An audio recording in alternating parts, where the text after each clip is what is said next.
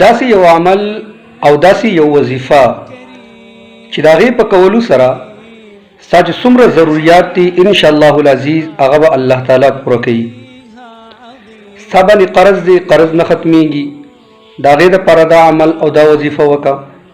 تو د نوکرۍ په تلاش کې یې، د دې دپاره چې دی نو دا عمل وکړه. تو د کور د جوړېدو باره کې فکرمند یې، دا عمل وکړه. انشاءالله العزیز الله تعالی به ستا کور هم جوړ کړي، الله تعالی به چې دی تا ته نوکري هم درکړي، او الله به چې دی نو ستا چې نور څونه ضروریات دي هغه به په دې عمل سره چې دی نو هغه پوره کیږي.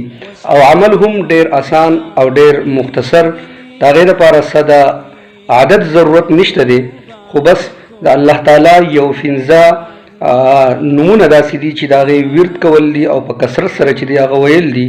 هغه دا دي: یا الله، یا رحمانو، یا رحیمو، یا حیو، یا قیوم.